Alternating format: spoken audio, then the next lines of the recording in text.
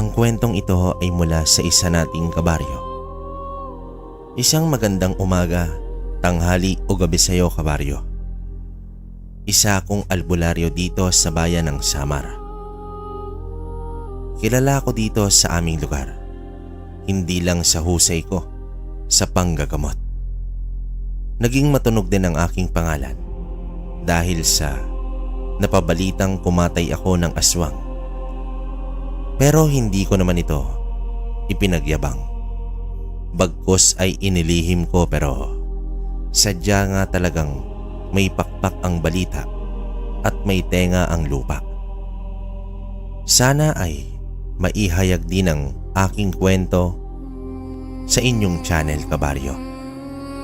Madalas akong makinig ng mga istorya mo, lalo na tuwing gabi. Itago mo na lang ako sa pangalang Enteng. Naganap ang ibabahaging istorya ng buhay ko taong 1985. 27 anyos ako nang mangyari sa akin ito. Isang hapon yon, kabaryo. Nangangawi ako sa bundok nang makarinig ako ng isang sigaw ng babae. Kaya naman hindi ako nag-alangan at ibinagsak ko ang naipon kong kahoy na nakasilid na sa isang sako ng mga oras na yon. Medyo matarik ang lugar, kabaryo, dahil nga gawing bundok halos. Kita ko mula sa kasukalan ang isang babae na nagpupumilit na gumapang dahil tila hinihila ito ng kung anong hayop. Hirap na ang babae at maging ang mga daliri nito ay nagdurugo na. Naramdaman siguro nito na may nakatingin, kaya inilibot nito ang sariling mata at doon nagtagpo ang aming mga tingin, kabaryo. Tulungan mo ko. Tulungan mo, pakiusap. May halimaw. Sigaw nito sabay iyak at hindi na ako nagdalawang isip pa. Tumakbo ko at hinawakan ng kanyang dalawang kamay. Humawak ito ng maigpit sa akin, kabaryo, at hinata ko naman ito paahon. At doon ko nga nakita ang isang malaking tila bayawak. Nakapulupot pala ang dila nito sa bewang ng babae, kaya naman hirap na hirap itong makawala. Pailalim na sana sila sa lupa at tingin ko ay gagawin siyang pagkain nito. Kaya naman ang sabi ko dito ay kumapit siya ng mabuti sa aking kamay at huwag bibitaw. Nag-alangan man ito noong una, pero sa huli ay kumapit pa rin ito ng mahigpit. Hinugot ko ang itak na nakasuksok sa aking bewang at saka ko tinaga ang dila nito. Lumuwag ang pagkakapulupot nito sa katawan ng babae, kaya hinila ko siya ng ubod na lakas at tagumpay ko naman itong nakuha. Dito ka muna, huwag kang aalis, wika ko noon sa babae. Oo, dito lang ako. Maraming salamat, sabi nito sa akin, kabaryo. Maya-maya pa ay tinakbo ko ang kinaroroonan ng isang bayawak na napangalanan kong isang abwak. Nagwawala ito dahil sa pagkaputol ng kanyang dila, at mula doon ay alam kong nakikita ko ng babae dahil hindi naman ito gaanong kalayo. Isang malaking abwak na anyong bayawak. Lalaking aswang ito, kabaryo, dahil putol na ang dila nito. Kung saan nagmumula ang lakas ay ginawa ko ang lahat para mapatay ito. Kahit pa malaki ang abwak ay hindi ako nagpadaig dito. Gamit ko ang aking habak ay lumundag ako mula sa likod nito at sumampa para saksakin sa may bandang batok. Nagawa ko naman iyon, kabaryo. Napadapa ito at hindi pa doon natapos ang lahat. Pinutol ko ang ulo nito at saksi ang babaeng aking tinulungan kanina lang. Tumalsik sa mukha ko ang ilang dugo nito kaya aakalain mong para akong kumain ng buhay na hayop. Tumingin naman ako sa kinaroroonan nito at kita ko ang takot sa mga mata ng babae. Lumakad ako papalapit sa kanya habang hawak ang ulo ng abwak at pagkatapos ay hinagis ko ito sa paanan niya. Anong klaseng tao ka? Bakit parang baliwala sa iyong lahat? Wika sa akin ng babae. Huwag kang matakot. Isa lang akong ordinaryong tao. Sanay lang ako sa mga ganyang uri ng pangyayari. Ikaw, anong ginagawa mo dito sa delikadong lugar? Pagtatanong ko sa babae. Ang pangalan ko ay Salve. Naligaw ako kaya ako napadpad dito. Pero maraming salamat ulit. Pagkasabi niya ay bigla itong tumakbo papalayo na tila ba takot na takot para sa kanyang buhay. Napaisip na lang ako dahil mukhang natakot pa yata ang babae na yon. Nang matapos iyon kabaryo ay binalikan ko na yung mga kahoy na inuwa ko tsaka ko ulit ito tinungkos. Pauwi ako sa aking maliit na bahay. Dahil ako na lang ang naninirahan dito ay sapat na sa akin ang isang maliit na bahay. May isang kwarto at maliit na kusina na tamang-tama lang sa aking pag-iisa. May kasama din ako doon. Isang aso kabaryo. Napulot ko ito noong malakas ang ulan.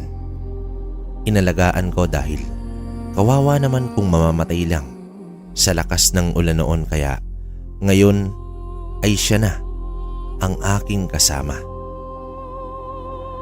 Nasa bahay lang naman ito dahil bantay doon kada aalis ako pag nangangahoy dito sa bundok. Malayo pa lang ay dinig ko na ang kahol nito kabaryo. Tuwang-tuwa ito habang kumakawag ang buntot nito. Dumiretso ko sa aking kusina para naman isalansan doon ang mga kahoy na aking nakuha. Biglang sumagi ang babae na si Salve sa isip ko. Natanong ko pa ang sarili ko kung tagasan kaya ito at bakit siya nagawi sa bundok kanina. 2 oras ang lumipas mula nang makauwi ako. Nakapaglinis na din ako ng aking sarili.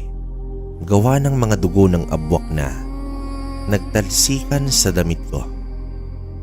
Agad ko ring pinalitan yon kabaryo. Dahil ang sagwa naman kung hindi ko ito aalisin.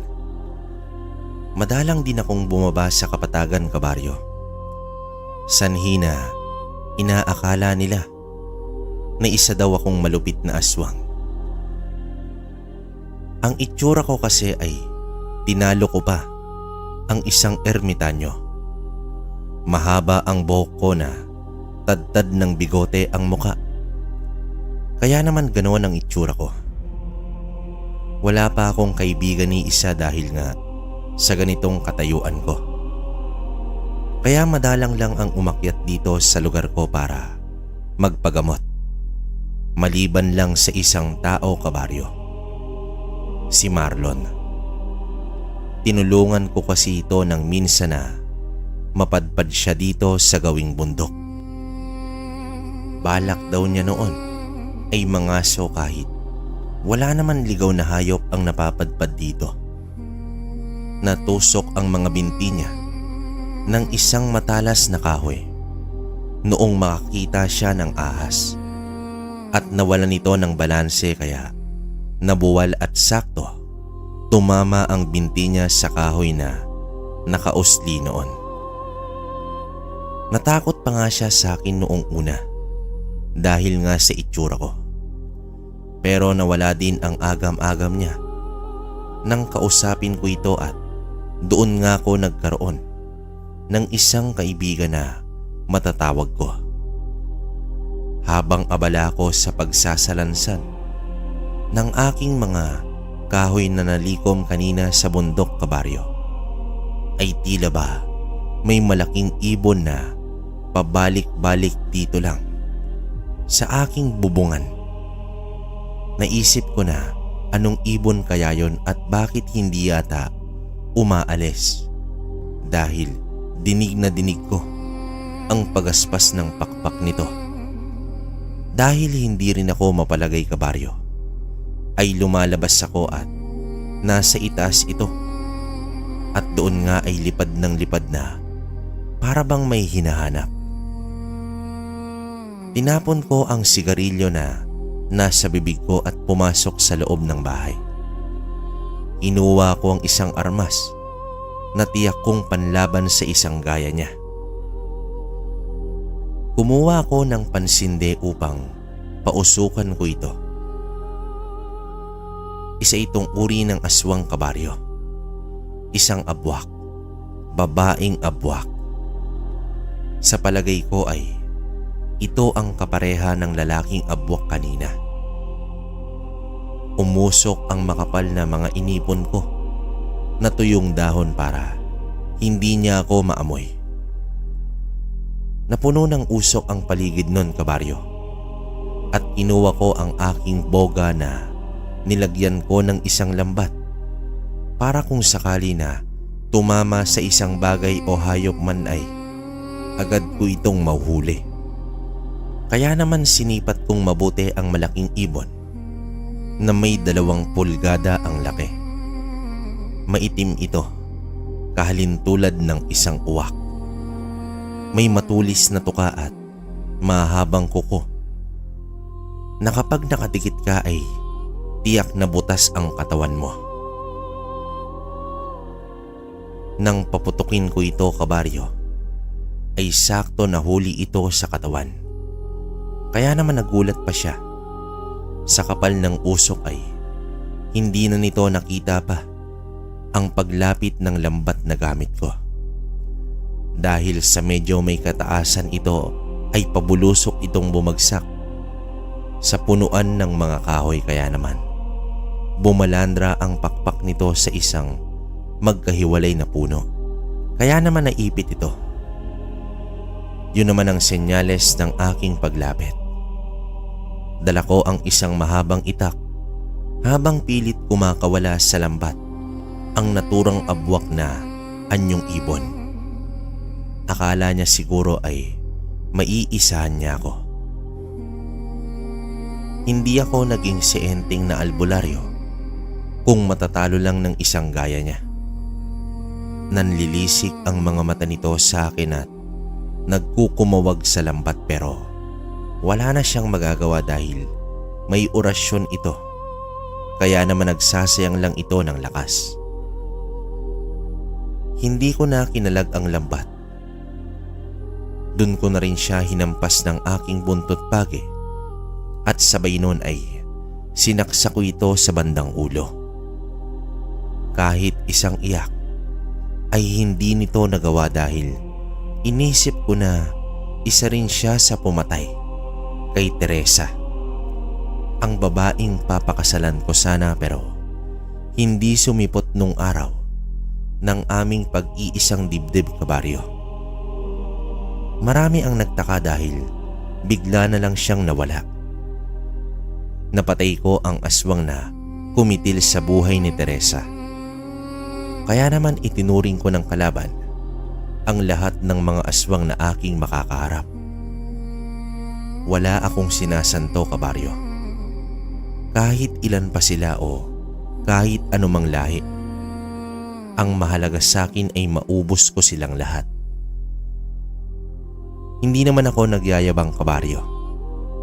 Yan lang ang tumatak sa isip ko at mananatili kong dala habang ako'y nabubuhay.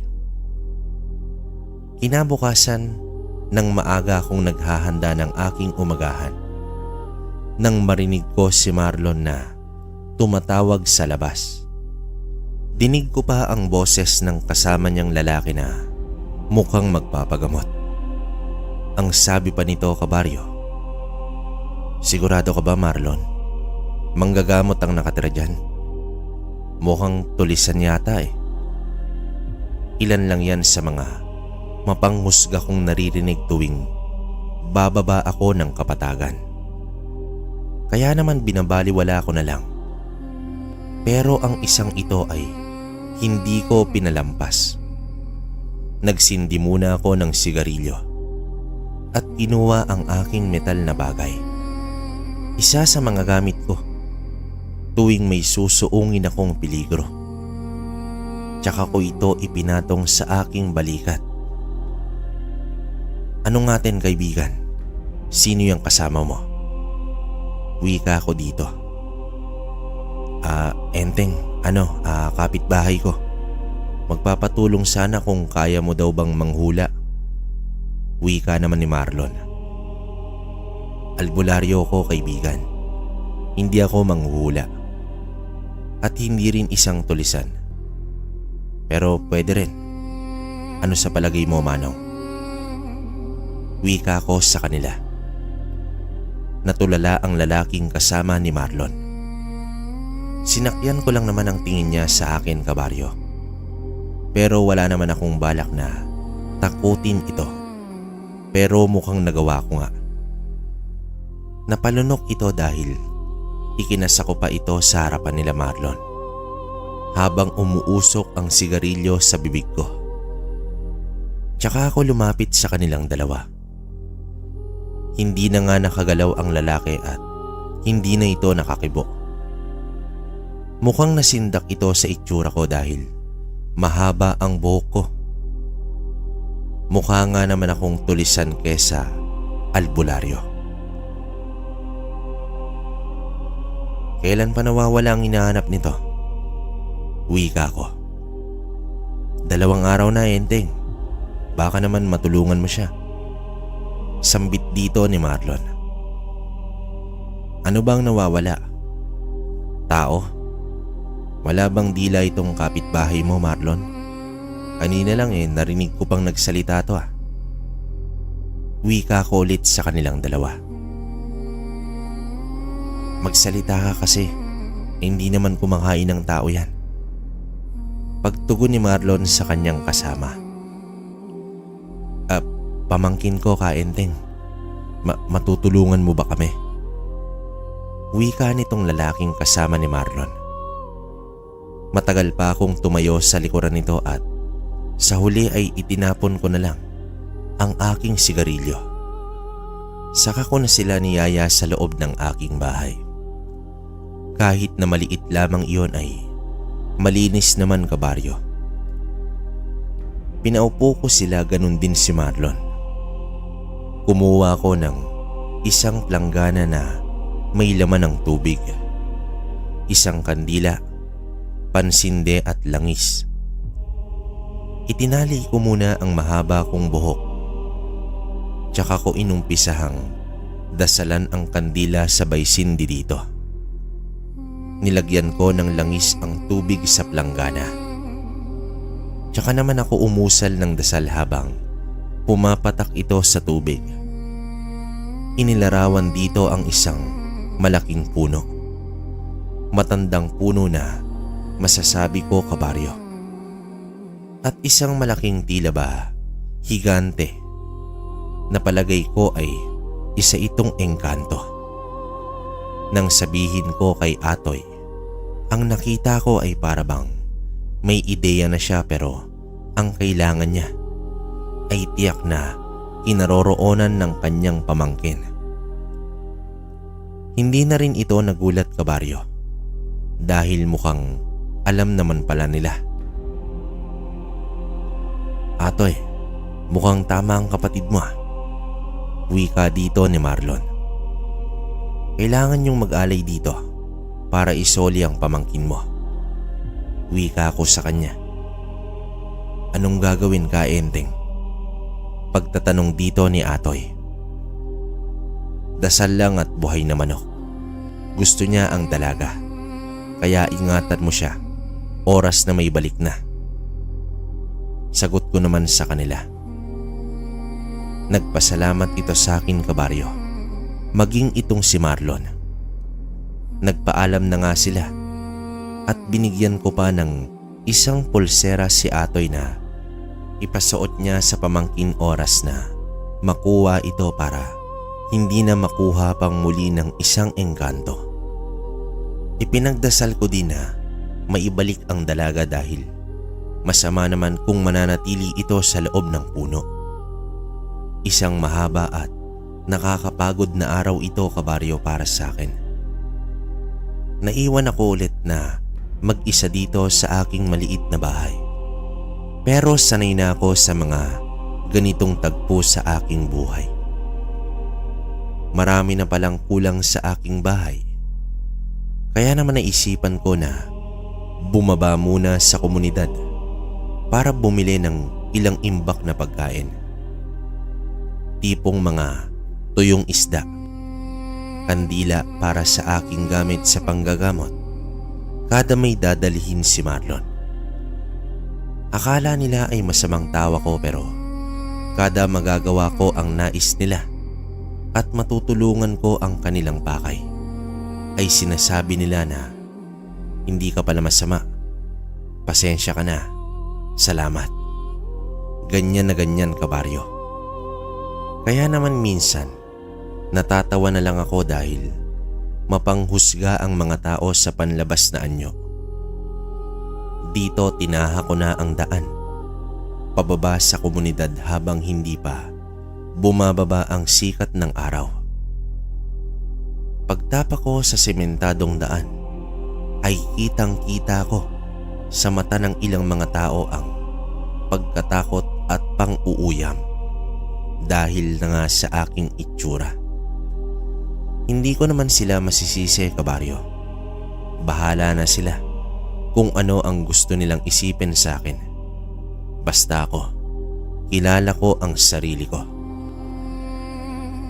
May ilan naman na nakakakilala sa akin na minsan na ring isinama ni Marlon sa aking bahay.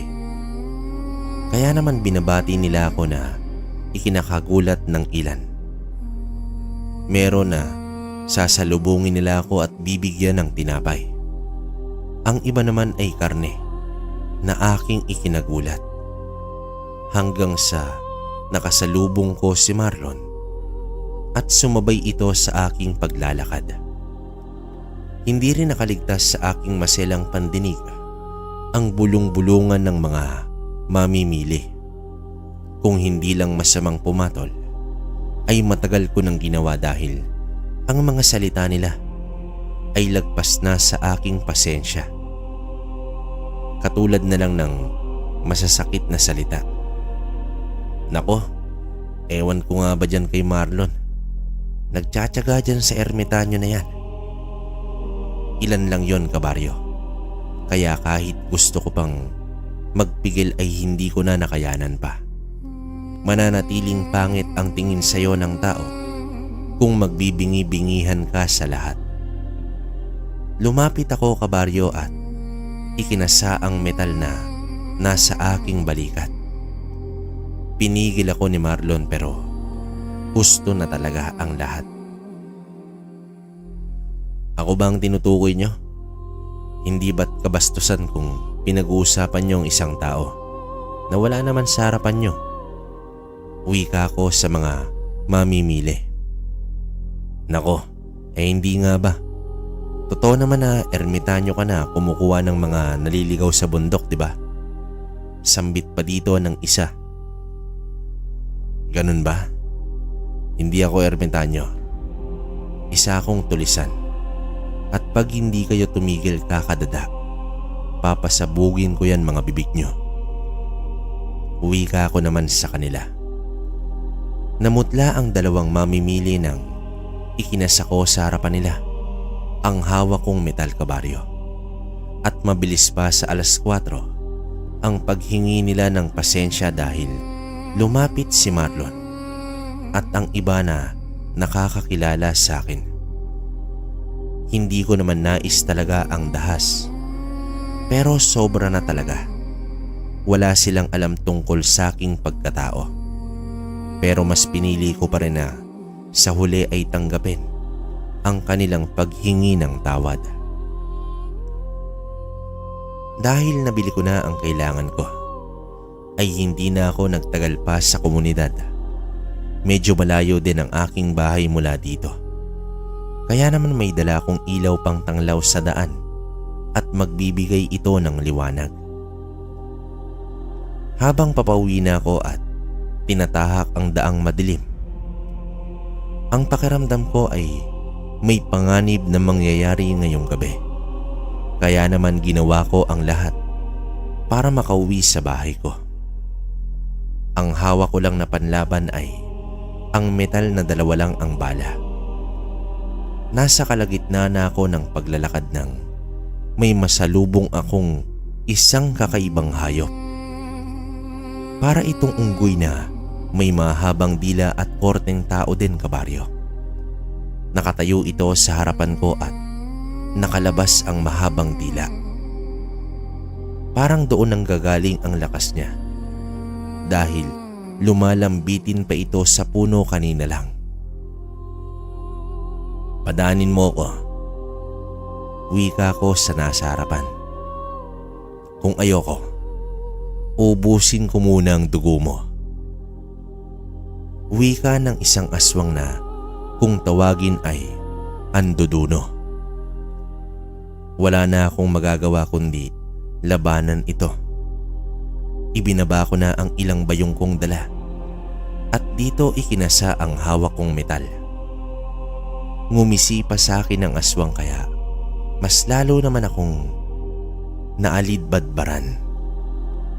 Dito ipinuto ko dito ang unang bala. Ngunit mabilis itong kumilos kaya napapalatak ako dahil sayang ang unang balang pumutok. Inasinta ko ito ng mabuti ngunit ganun pa rin dahil nakailag lang itong muli. Sumugod naman ito sa pamamagitan ng mahaba niyang dila, kabaryo. At nakuha niya ang isang kamay ko kaya hinatak ako nito at sumadsad ako sa lupa. Hindi niya inalis ang dila niyang nakapalupot sa kamay ko. Sakto na may malaking bato sa tabi ko, kaya naman pinulot ko ito. Saka ko ipinukpok sa dila niya na nasa kamay ko pa rin ang mga oras na iyon. Napabitaw naman ito sabay hiyaw dahil alam kong nasaktan ko siya. Alam ko na ngayon na dila niya ang kanyang kahinaan. Sumugod ito at inilabas ang dila niyang muli pero mabilis ko itong nahuli at hinila ko ito ng ubod ng lakas. Bago ko ito pinukpok ng bato hanggang sa maputol ito. Kaya naman nagpatuloy ito sa pagsigaw at nakatakip ang bibig ng mga oras na iyon. Kaya napako ang mga mata ko sa isang matulis na kahoy at walang alinlangan ko itong pinulot at isinaksa ko sa likod nito. Dahilan nito ng tuluyan niyang kamatayan. Nang tuluyan itong namatay ay inuwa ko na isa-isa ang aking mga dala at doon ko naramdaman ang kirot sa aking balikat. Napasama kasi ng bagsak kanina nang hilain ako ng Andoduno. Magkaganon pa man ay kinaya ko pa rin makauwi. Sinalubong ako ng aso ko. Gaya ng dati ay maingay ito at kumakawag ang mga buntot. Tanda nito na natutuwa ito sa aking pagdating. Kaya naman kinuha ko agad siya ng tinapay at binigyan at kumain. Pagod na pagod ang pakiramdam ko noon, kabaryo. Dahil na rin siguro sa haba ng nilakad ko at nakipaglaban pa ako sa isang aswang. Nasabi ko naman sa sarili ko na tama na muna sa mga aswang. Matutulog na muna ako. Dahil sa pagod ko ay hindi na ako nakakain ng hapunan at nakatulog na lang ako agad ng hindi ko namalayan ang oras. Basta nagising na lang ako sa ingay ng alaga kong aso, kabaryo. Dahil Hindi nakahol yung ginagawa niya, kundi may kasama ng alulong. Kaya naman napadilat ako at nagulat pa dahil hindi pala nakasarado ang pinto ng bahay. Mabutin lang at may mga pangontra ako sa bawat sulok ng aking bahay. Kaya naman walang makakapasok na kahit na sino. Tinawag ko ang aso ko para pahintuin ito sa ginagawa niya pero patuloy lang ito kaya lumabas na ako at dala ko ang isang itak na 1 yarda ang haba.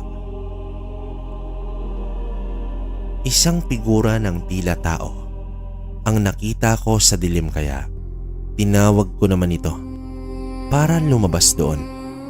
Kaso lang ay tumakbo lang ito paalis at nagtungo ito sa mas madilim na parte ng bundok. Dahil ang pakiramdam ko ay hapong-hapo na ako, hindi ko na ito sinundan pa, kabaryo. Dahil naisip ko na kung may kailangan ito sa akin ay siguradong babalik siya. Yun ang sinisiguro ko. Bumalik ako sa loob ng bahay para isarado ang bintana at maging pinto para bumalik na sa pagtulog. Tumahimik na rin ang aso ko kaya kasama ko na ito sa loob ng bahay mismo. Para din palang mga tao ito. Kung may nararamdaman na iba ay hindi rin ito mapapakali at gagawa ng ingay para magising ka. Isang umaga na maulan ng araw na iyon, kabaryo. Iba ang timpla ng hangin kaya nasa malapit ako sa bintana at nakatanaw lang ako sa malayo. Inaalala ang mga araw na nagdaan, kung papaano ko natalo ang mga aswang na gumugulo sa aking tahimik na buhay.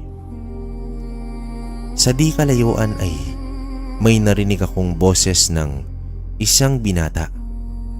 Sumisigaw ito, kabaryo, kaya kahit malakas ang ulan ay kinuha ko ang aking salakot at ang buntot pagi tsaka ko tumakbo patungo sa boses na naririnig ko ng oras na iyon.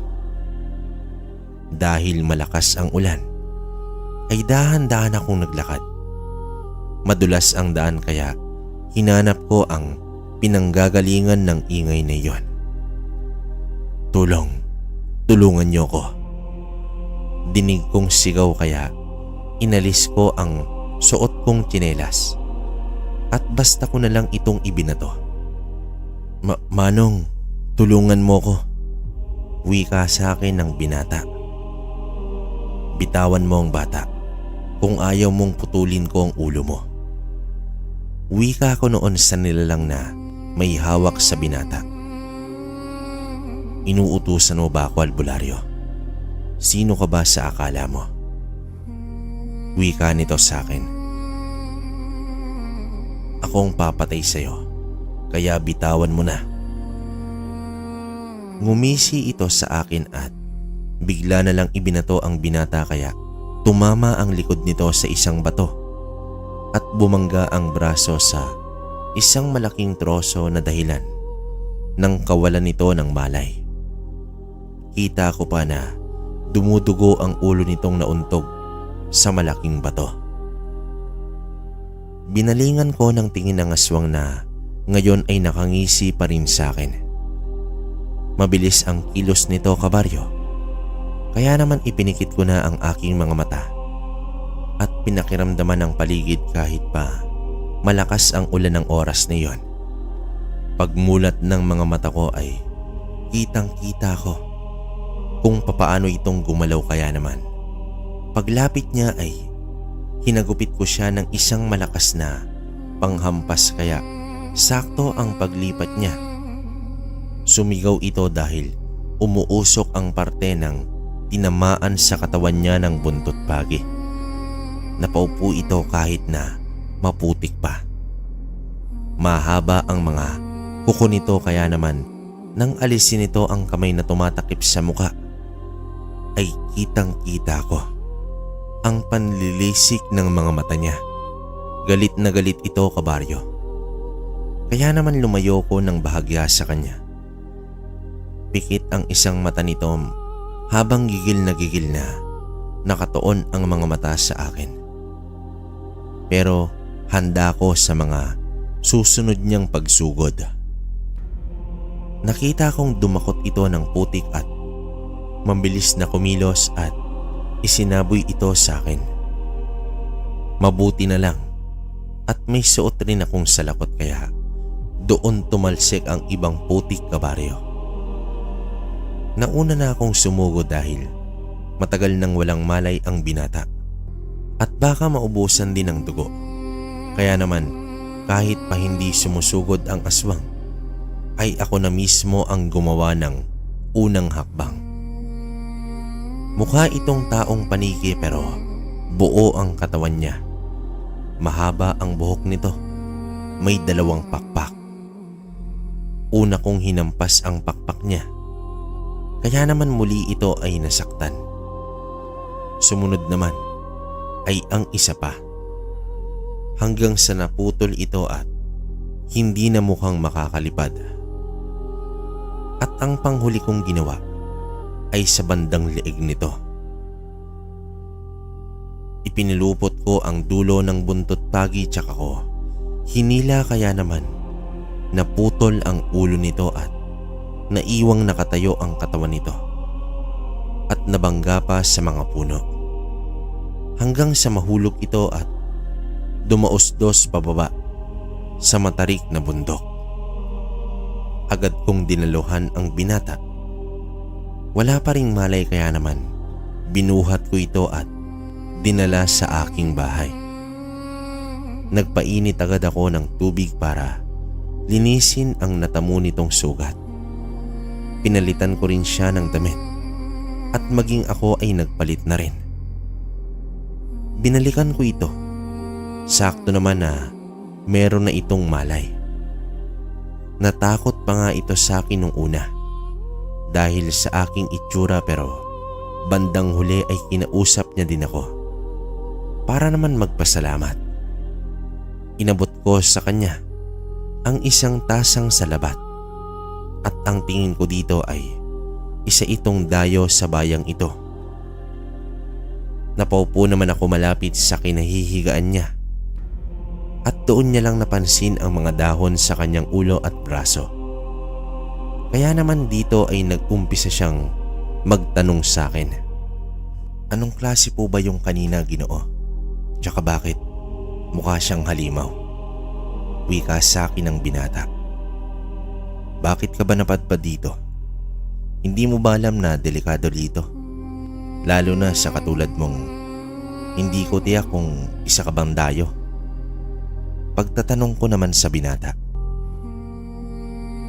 Hindi ako taga rito. Nakita ko lang na may isang hayop kaya sinundan ko pero hindi ko naman alam na isa pala itong aswang. Muling sagot ng binata. Tumango naman ako, kabaryo, dahil nalinlang siya ng isang aswang para gawing biktima. Mabuti na lang pala at narinig ko ang sigaw niya. Kung hindi ay pinatay na siya nito. Hinayaan ko muna siyang magpahinga at hinintay ko rin na tumila ang ulan ng umagang iyon. Nang tumigil na ay hinatid ko na ito sa komunidad para doon na maghintay ng sasakyang pabalik kung saan man iyon ang galing. Halos sumikat ng matindi ang araw matapos ang malakas na ulan. Kaya nang makita ko si Marlon, ay sumama ito pabalik sa bahay ko. May hawak itong isang supot na may laman na ilang tinapay. Ang sabi niya ay pabigay daw ito ni Atoy, ang kapitbahay niyang minsan niyang isinama sa aking bahay dahil nabawi na pala ang kanyang pamangkin. Pero nang pabalik na kami sa bahay, naglabasan ang ilang mga hindi pamilyar na hayop sa paligid. Parang kanina pa kami nito hinihintay na dumaan. Hindi ko matukoy kung anong klase yon, kabaryo. Pero base sa mga nakikita ko ay parang mga ordinaryong aso lang ang mga ito. At ilang sandali pa ay may 5 kalalakihan na lumabas mula sa mga puno. May mga hawak itong pamalo at ang tatlo dito ay may bitbit na metal. Kaya naman nagkatinginan kami ni Marlon dahil kami nga yata ang sadya ng mga ito.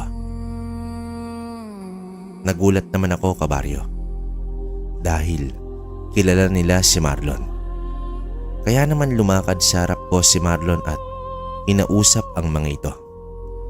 Pero hinayaan ko lang sila dahil nasabi ko naman sa sarili ko na isang maling hakbang lang ng mga ito ay may kalalagyan sila sa akin. Akala ko ay aswang lang ang malulupit. May ilang mga tao rin pala. Kinakausap ito ni Marlon pero natatawa lang naman ang 5. Parang ipinagmamalaki yata ang kasama nilang mga aso na mukhang 3 araw nang walang kain. Tinangka pa ngang lumapit ng 2 pero tiningnan ko ito ng masama at mukha namang natakot sa akin kaya umatras ulit. Mga pare, ano ba ang sa atin? Pagtatanong dito ni Marlon. Hindi kita pare. Ako lang naman yung anak ng babae na tinutukan ng metal nitong mayabang na ermitanyo nung nakaraang araw. Wika dito ng isang lalaki. Ano naman ang problema mo? Pagtatanong ko. Abay, mayabang ka talaga. Gusto mo itumba ka na namin dito? Wika pa ng lalaki. Kalma lang mga pare. Wika naman ni Marlon. Hindi nga kita pare. Tuturuan ko lang ng leksyon itong kaibigan mo, Marlon. Wika ng lalaki. Tiningnan ko naman si Marlon, kabaryo, at namumutla na ito sa labis na takot. Marahil dahil 5 lalaki ang nasa harapan namin. Pero ako, kalmado lang ako ng mga oras na iyon. Wala naman akong balak na patulan ang mga ito. Imbis na matakot ay niyaya ko na si Marlon para makauwi na kami. Hindi pa nga makapaniwala si Marlon dahil parang hindi man lang ako natakot. Yun ay totoo naman. Hindi naman talaga ako natakot kaya nilampasan ko lang ang lalaking madaldal, maging ang 4 pang kasama nito. Pero may naaninag akong isang uri ng nilalang sa di kalayuan. Kaya ang sabi ko naman sa mga lalaki ay umalis na sila. Pero hindi nito pinadaan si Marlon at pinigil ito sa damit kaya napahinto rin ako. Nagtawa na naman ang 4 pa kaya tiningnan ko sila isa-isa at yun ang naging dahilan para tumigil sila sa ginagawang tawanan. Hindi naman agad nakakilos si Marlon dahil ipinatong ng lalaki ang metal na hawak nito sa balikat ng kaibigan ko. Kaya kahit ang huminga ay napigilan ito. Umarap naman ako dito at sinabihan sila na umalis na at bitawan si Marlon kaso tumawa lang ang mga lalaki. Maging itong isa na mukhang leader ng kanilang grupo. Lumakad ako papalapit kay Marlon at sa lalaki kaya naman mas itinutok nito ang hawak sa ulo ng kaibigan ko. Kaya wala na akong ibang naisip na paraan kundi gamitin ang dahas. Mabilis kong inagaw ang metal sa kamay nito kaya naman napatulala na lang ang iba sa mga ginawa ko. Tsaka ko ikinasa at itinutok ko mismo sa mukha ng lalaki. Namutla ito sabay taas ng 2 kamay. Kaya naman nabitawan ito si Marlon. Umalis na kayo kung ayaw niyong ubusin ko sa katawan niyo ang bala nito. Banta ko pa noon sa kanila. Kaya naman nagkukumahog na umalis ang 4. Pero naiwan pa ang lalaki, kabaryo, dahil nakatutok pa rin ang metal sa mukha niya. Hindi yata makapaniwala sa bilis ng kamay ko kaya napalunok ito ng 2 beses bago ko isoli ang gamit niya. Ngunit huli na dahil lumabas ang isang malaking aso na itim, maging ang mga mata nito kaya Hinila ko ang damit ng lalaki para itago ito sa likod ko. Ganon din naman si Marlon. Takot na takot ang lalaking kanina lang ay ubod ng tapang. Naihipa nga ito sa kanyang salawal. Ang hawak kong metal ang gagamitin ko para sa aswang na nasa harapan naming tatlo. Lumakad ito ng dahan-dahan. Kaya naman nakikipag-ikutan kami ditong tatlo. Nakahawak sa balikat ko ang dalawa habang nagdadasal si Marlon. Pati na rin ang lalaki ay nakisabay na sa pagdarasal. Marunong pala kayo tumawag sa kanya. Ang lakas pa ng loob mo na abangan ako dito. Sambit ko naman sa lalaki na ngayon ay nakayuko na, kabaryo. Dito na umangil ang aso. Kaya muling nakuha nito ang atensyon ko. Ang sabi ko kay Marlon ay humanap ng pwedeng gamiting pangproteksyon nila at tumango naman ito sa akin. Maya-maya pa ay sumugod na ang malaking aso at muntik na akong mabingi sa sigaw ng lalaking kasama namin. Tiningnan ko pa ito bago ko pagtuunan ang aswang na anyong aso. Tsaka ito nahiya at nagyuko ng ulo.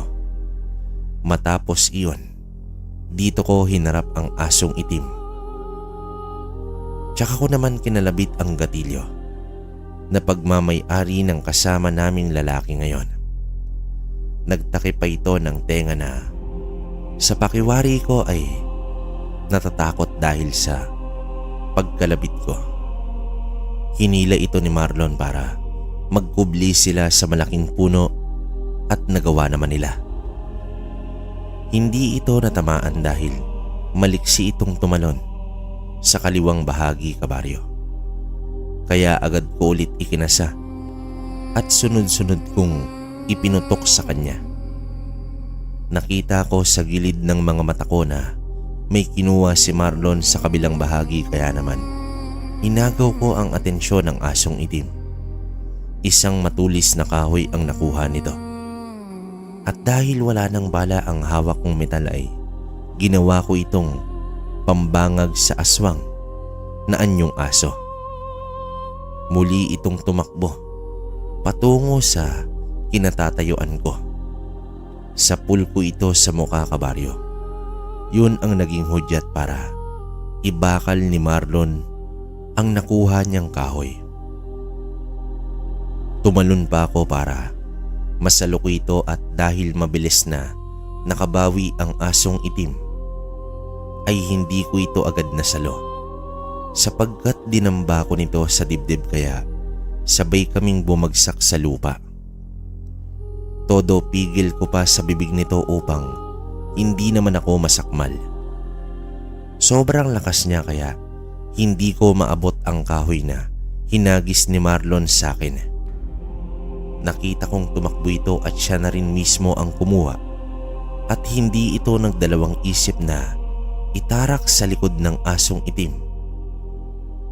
Natigilan ang aso sa pagwawala dahil tumagos ang kahoy sa dibdib nito. Halos maligo ko ng dugo ng walang yang aswang na ito. Sinipa ko pa ang aso, kabaryo, na bumagsak sa dibdib ko. Agad kong hinubad ang aking suot na damit dahil napuno ito ng dugo ng asong itim. Nilapitan ako ni Marlon upang kamustahin. Ang sagot ko naman dito ay ayos lang. Nang balingan ko naman ang tingin, ang kasama pa naming lalaki. Nakatayo lang ito sa tabi ni Marlon. Ayos ka ba? Pagtatanong ko dito. Oo pare. Salamat. Wika ng lalaki.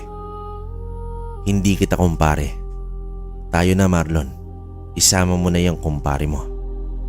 Wika ko naman sa kanila. Nagsimula na kaming maglakad pa uwi, kabaryo. Dahil ang lansa ng amoy ko. Dahil sa dugo ng aswang na aso na iyon. Pagdating namin sa bahay, ay agad na akong naglinis ng katawan. Para naman mawala ang amoy sa katawan ko. Wala pa rin kibo ang lalaking kasama namin dahil nabigla ito sa kanyang nakita. Paglabas ko sa aking kwarto, naabutan ko naman na nag-uusap ang dalawa. Tungkol siguro ito sa nangyari kanina. Nakita ko pang tinapik ni Marlon ang balikat nito. Kaya naman nagtungo ko ng kusina para gumawa ng tsaa para sa aming tatlo. Hinatid ko lang naman ang binatilyo kanina. Tapos napalaban pa ako. Nasabi ko na lang sa sarili ko, kabaryo. Nilapitan ko sila at nagulat ang lalaki na nagngangalang Badong. Kaya naman inabot ko ang 2 tasa ng tsaa. Kinuha ito ni Marlon at naupo ito sa dikawayan kong upuan. Maya-maya naman ay nagsalita na si Badong para humingi ng pasensya sa kanyang ginawa. Tumango na lang ako, kabaryo, dahil malawak naman ang pangunawa ko. Gaya ng nakita niya ay gulat pa rin ito dahil noon lang daw siya nakakita ng aswang sa buong buhay niya. Sabay rin sila ni Marlon na bumalik ng komunidad. Inabot din sila ng hapon kaya naiwan muli kami ng aso ko sa maliit kong bahay. Sinabi ko naman kay Badong na wag nang ipagsabi ang kanyang nakita kanina at naintindihan naman ito ang ibig kong mangyari. Minsan ay nakakaramdam na rin ako ng pagod, kabaryo.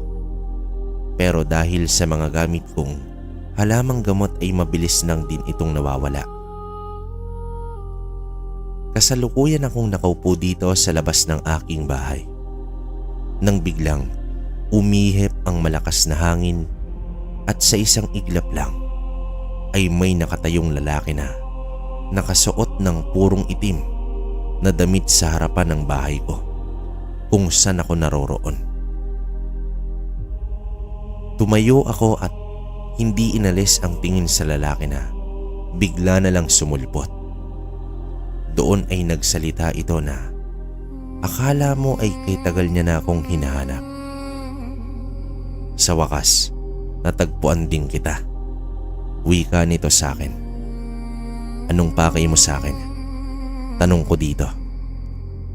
Hindi mo na natatandaan ang aswang na pinutulan mo ng ulo? Muling balik nito sa akin. Ano ngayon? Pinatay niya ang babaeng pakakasalan ko. Kaya patas lang kami. Sambit ko noon. Magsisisi ka, albularyo. Babalikan kita. Wika noon ng aswang.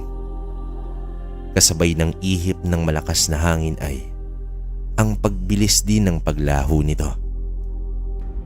Kahit ilan pa silang bumalik ay hindi ko naman sila uurungan. Ipaglalaban ko ang alam kong tama dahil malakas ang pananalig ko. Nakasama ko siya kahit saan man ako magpunta. Handa ako para sa buhay ko. Hindi ako takot harapin kahit pa isang katerbang aswang. Noong gabing yon ay hindi ako agad nakatulog dahil sa sinabi ng lalaking aswang na hindi ko nakita ang muka. Basta lang itong nakatungo habang nagsasalita. Naghanda na ako ng mga halamang gamot, kabaryo. Nagdikdik na din ako ng ilang dahon at akin iyong niluto. Nilagyan ko ng langis at dinasalan ko ito habang pinagsasama-sama ko kasabay ng paghahalo. Gumawa din ako ng bawang at nilagyan ko din ito ng kalamansi para gawing isang likido. Dinurog ko ito at nilagyan ng tubig. At nang matuyo ng sabay, ay hinayaan ko muna na mawala ang init nito. Buong gabi akong naghanda para sa muling pagbabalik nito. Pero ilang araw ang nagdaan. Walang aswang na nagpakita o kahit isa man lang, kabaryo. Kaya naman nawala sa isip ko ito panandalian. Pero nanatili akong alisto at nakikiramdam sa paligid dahil baka humahanap lang ito ng tiyempo para linlangin ako. At pag nakakita na siya ng pagkakataon, ay doon siya lalabas. Tanghaling tapat yon, kabaryo. Naisipan kong magtungo sana sa maliit na batis upang manghuli ng sariwang isda. Kasama ko ang alaga kong aso. Dala ko ang isang buslo na pinaglalagyan ko ng mauhuli kong isda at ang itak sa aking bewang. Mabilis lang naman akong nakarating doon dahil may kalapitan lang naman ito. Iniwan ko naman sa pangpang ang aso ko para mangapa ng isda dahil malinaw naman ito. Masyado kong nawili kaya hindi ko napansin na wala na pala ang aso ko sa pinag-iwanan ko. Ang akala ko naman noon ay naglibot lang pero hanggang sa matapos ako at tawagin ko ito ay wala na ito sa paligid. Umahon na ako at isinukpit ko ang buslo na may laman ng isda at binitbit ko din ang isang pares ng tsinelas ko. Tinawag kong muli ang alaga ko pero hindi na talaga ito lumabas. Kinutuban na ako, kabaryo, dahil imposible na mawala ito. Tawag ako ng tawag pero wala. Naisip ko naman na baka umuwi na, ngunit walang bakas ng aso na bumalik siya ng bahay ko. Inikot ko ang likod bahay pero ang tanging nakita ko lang doon ay ang patay na pusa, kabaryo. Nagtaka pa ako dahil wala naman iyon kanina bago ko umalis ng bahay. Nagpatuloy ako sa pagtawag ng pangalan nito pero wala na talaga. Nasaan kaya yon? Naibulong ko pa sa aking sarili. Pagpasok ko naman sa loob ng bahay, isang kalabog mula sa bubong ang narinig ko. Kaya naman lumabas ako agad at doon ko nakita ang aso ko na kanina ko pa hinahanap. Wakwak ang tiyan niya, kabaryo, at wala nang dugo ang buo niyang katawan. Naawa ko sa sinapit niya dahil siya lang naman ang kasama ko mula noon, tapos ganito lang ang nangyari. Tumakbo naman ako para hanapin kung may tao ba sa paligid o kung tao nga ba ang may kagagawa nito. Pero wala. Tahimik lang ang paligid kaya binuhat ko ito at naghukay na ako ng lupa para naman ilibing ko ito ng maayos. Nakakapanghinayang pero may ideya na ako kung sino ang may gawa nito. Marahil ay isa itong uri ng aswang at natitiyak ko iyon ng oras na iyon. Mula nang pinatay ang alaga ko, tuwing gabi ay marami na akong naririnig sa paligid ng bahay. Pero hindi ko naman ito pinapansin dahil kung susugod ang mga ito ay hindi na patatagalin pa. Nakatulog na ako sa mahabang pag-iisip nung oras na yon. Pero nagising din ako agad dahil sa mga ingay sa paligid. Mga huni ng iba't ibang uri ng hayop at isabay pa ang malakas na hangin. Bumangon ako, kabaryo, dahil parang iba ang tunog ng hangin mula sa labas. Kinuha ko naman muna ang itak at ibinukas ko ang bintana.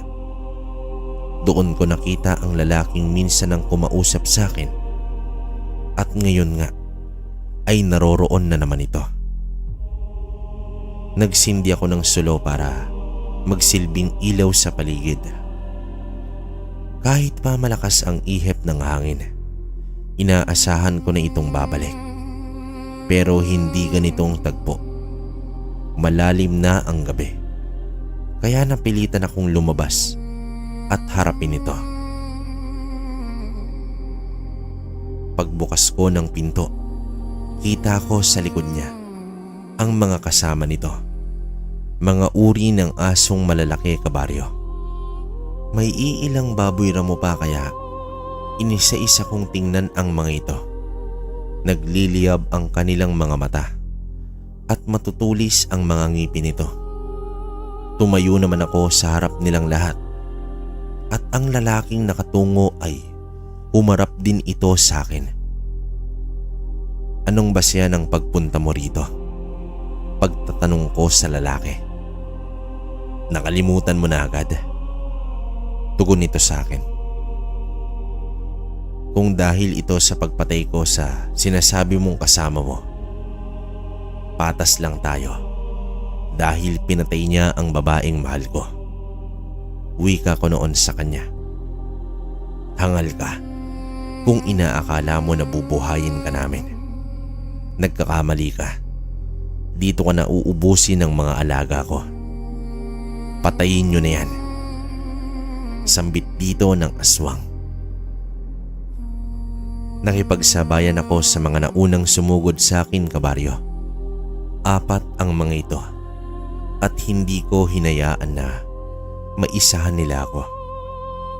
Dito kinuha ko mula sa bulsa ko ang isa sa mga niluto kong dahon na may kasama ng langis at iilang orasyon. Binuksan ko ito at isinulpak sa bibig ng asong nakanganga papunta sa kinatatayuan ko. Bagsak ito at nangisay pa. 3 pa ang nasa harapan ko kaya naman hinawakan ko na ang itak at hinintay muli na makalapit ang iba pa. Narinig ko pa ang mahinang pagtawa nito. Inakala yata ng aswang na ito na hindi ko sila kakayanin. Ako si Enteng. Wala akong hindi kayang laban na ipanalo dahil alam ko nakakampi ko ang pinakamakapangyarihan sa buong sanlibutan. Patuloy naman sa pagsugod ang kanyang mga alagad. Pero ako ng mga oras na iyon ay simple lang kung gumalaw.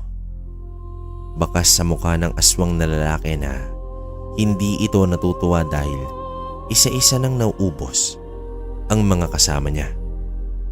Kahit pa mag-isa lang ako, natapos ko ang 3 pang naunang asong malalaki.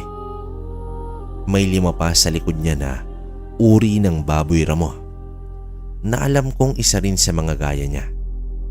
Kakaiba kasi ang itsura nito, kabaryo. Pero hindi ako natatakot kahit ilan pa sila at kung ano pa man ang itsura nito. Kahit magsama-sama pa kayo, hindi niyo ako kaya. Wika ko noon, kabaryo. Hambog ka. Turan dito ng aswang. Nagsabay-sabay ang mga baboy ramo sa paglusob sa akin kaya naman tumakbo na ako sa loob ng aking bahay. Kinuha ko ng mabilis ang buntot bage at ilang niluto kong bawang na merong lahok na kalamansi. Kumuha na din ako ng asin para isaboy sa mga ito. At nang palabas na ako ng bahay, ay agad lumusot sa bintana ang isa. Kaya naman sira iyon. Nainis pa ako dahil dagdag pa iyon sa trabaho ko kinabukasan. Kaya naman isinaboy ko na kagad ang dakot kong asin dito kaya humiyaw ang baboy ramo at pinasok ang 2 nitong mata. Nang mga oras na iyon ay nilapitan ko ito at ibinuka ko pa ang bibig tsaka ko ibinuhos ang 2 kong nilutong bawang at kalamansi. Umuusok ang bibig nito sabay nagluwa ng dugo. Marahil ay naluto ang laman loob niya. Hinampas ko ng hinampas ng buntot pagi hanggang sa tuluyan na itong mamatay. Hinila ko ang 2 paa, tsaka ko binuhat at hinagis sa paanan ng lalaking gulat na gulat sa aking ginawa. Hindi tumigil ang mga aswang sa pagsugod sa akin, kabaryo. Kaya naman dahil sa Paulit-ulit lang ang ginagawa ay ayos lang basta matapos ko silang lahat. Mas tumindi pa ang ihip ng hangin, kabaryo. Tila ba nakikisabay ito sa aming labanan? Mas niligsihan ko pa ang galaw para masunod-sunod ko silang patayin. Kasama ng mga halamang gamot kong niluto ay sabay-sabay kong binuksan ang mga ito at isinaboy ko ito sa kanila. Umuusok ang bawat katawan nila. Kada dadampi ang ginawa kong pangontra sa kanila. Yun ang dahilan ng labis na pagkagalit ng lalaking aswang dahil naubos ko na ang mga kasama nito. 3 baboy ramo na lang at ang lalaking nagngingit-ngit sa galit ang natira. Medyo nakaramdam na rin ako ng pagod pero hindi ko naman ito pinahalata. Itak at buntot pagi na lang ang hawak ko dahil naubos na ang mga halaman at niluto kong bawang. Sumugod muli ang mga natitirang aswang na anyong baboy ramo. Kaya naman iwinasiwas ko ang buntot at isa-isa ko silang hinampas kaya hindi sila makalapit ng mabuti sa akin. Naghiwa-hiwalay ang 3. Kaya naman nahati ang atensyon ko sa mga ito. Isang tira sa kaliwa ko at sa aking kanan. Ganon din sa harapan. Narinig ko pang tumawang muli ang lalaking aswang. Tila kinagagalak nito ang nakikitang labanan sa pagitan ng mga gaya niyang aswang. Isang matinding hagupit ang ginawa ko sa isang aswang na nasa aking kanan. Lumatay ang buntot pagi sa likod nito at nagsanhi ito ng malaking sugat. Nabuwal naman ito at halos hindi na makatayo pa. Sumunod naman ang isa na nasa aking kaliwa. Ganon din ang pagsugod niya kaya isang hagupit na matindi para sa kanya. Sapul ito sa kanyang muka pababa sa dibdib na agad din itong ikinamatay. Isa na lang, kabaryo, at ang huling lalaking aswang na hindi na ngumingiti pa. Inalis nito ang suot na itim na damit kaya naman lumantad ang katawan nito. Napaismid ako dahil sa sobrang yabang at ang muling aswang ay umatake ng muli. Sinalubong ko ito ng malakas na suntok. Sabog pa noon ang laway nito at sumadsad ito sa lupa. Pikit ang mata na bumalandra sa mga paa ng lalaking aswang. Ikaw na lang ang natitira. Tapusin na natin to. Wika ko. Magbabayad ka. Sagot nito sa akin. Mabilis ang naging kilos ko, kabaryo. Kaya naman hindi ko napaghandaan ang paglitaw nito sa aking harapan. Dala na siguro ng pagod ko kaya naunahan ako nito. Dumapo ang kamao niya sa paa ko na halos ikadurog nito. Nahilo naman ako dahil sa lakas ng pagsuntok niya. Sumadsad ako sa bahay ko kaya nasira na naman ang isang dingding nito. Pagtayo ko ay medyo hilo pa ako kaya ipinilig ko muna ang ulo ko para mawala sandali. Nang matansya ko na ayos na ako, ay lumakad na ako papalapit dito at kitang-kita ko ang pagngisi-ngisi nito. Sumugod itong muli at sa isang iglap ay nasa harapan ko na ito. Isang suntok naman sa aking sikmura ang hindi ko napaghandaan.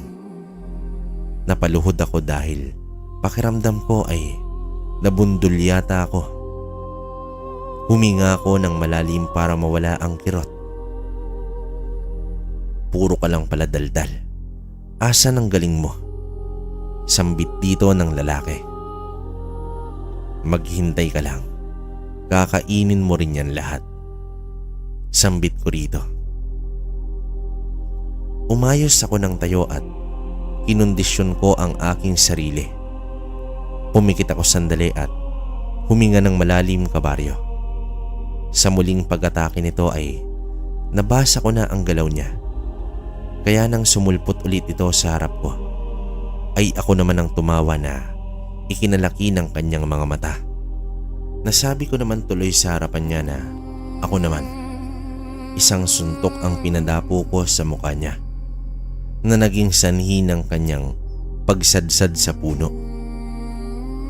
3 puno ng kahoy ang naputol dahil sa tindi ng ginawa kong suntok. Sira-sira ang suot kong damit dahil sa ginawa niya sa akin. Lintik lang ang walang ganti ngayon. Nakita ko na itong paparating at mukhang nasugatan ito sa nangyari. Ako naman ang sumunod na umatake at sinipa ko ito sa kanyang tagiliran. Sinangga nito ng 2 niyang kamay ang paa ko at umikot ako sa ere para hablutin ang braso nito.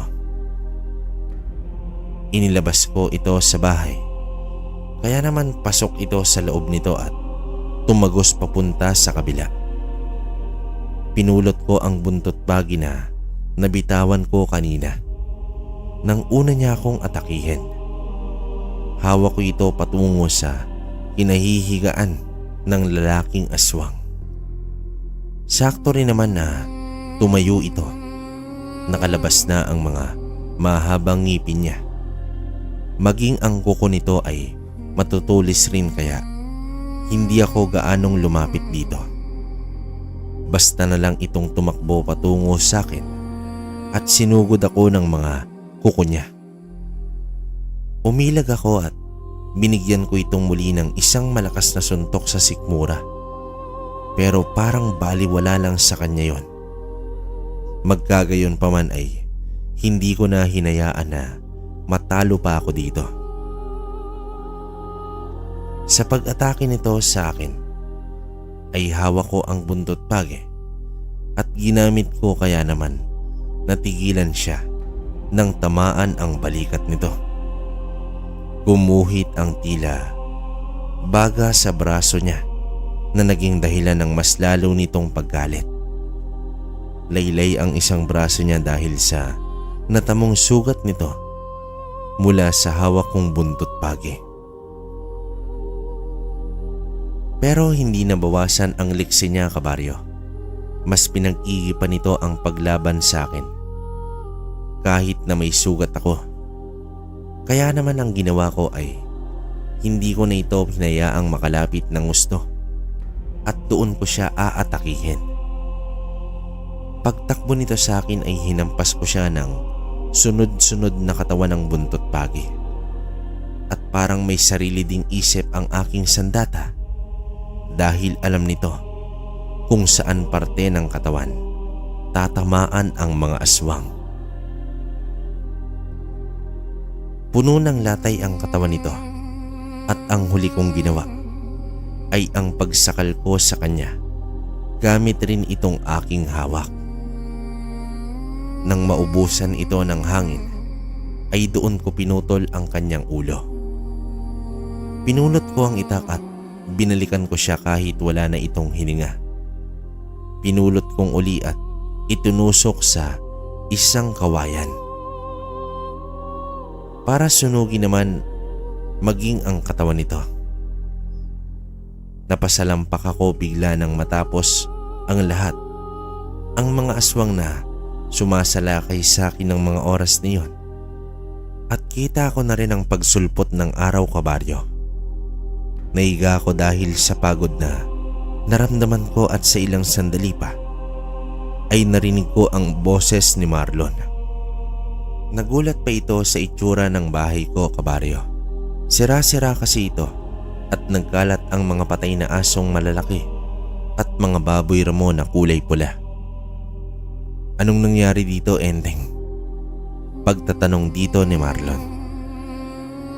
Ano sa palagay mo? Tamang-tama ang dating mo. Tulungan mo ko sa bahay ko. Sambit ko naman noon kay Marlon. Kita ko naman ang gulat at hindi makapaliwanag na mukha ni Marlon dahil sa mga nangyari. Hindi na lang ito nagsalita at inalalayan akong tumayo. Doon ko naramdaman ang kirot ng aking katawan. Lumipas ang maraming araw, ay naging maayos na ang pakikitungo sa akin ng mga tao, kabaryo.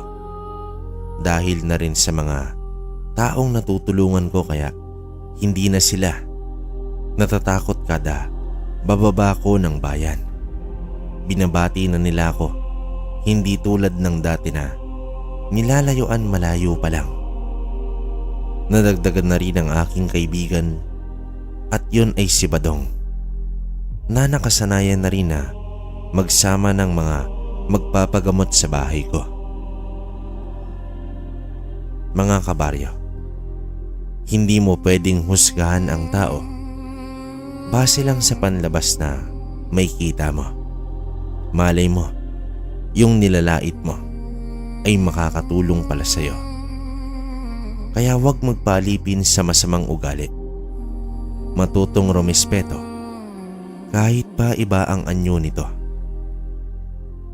Dahil ang hayop nga ay inaalagaan, binibigyan ng masisilungan. Paano pa ang tao na may konting kapintasan lang? At yun, kabaryo, ang aking kwento. Maraming salamat sa oras mo at sa mga nakikinig dito sa channel mo patungkol sa kwento ko.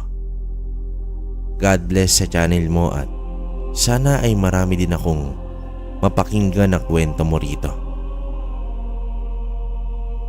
Muli, Kaenteng.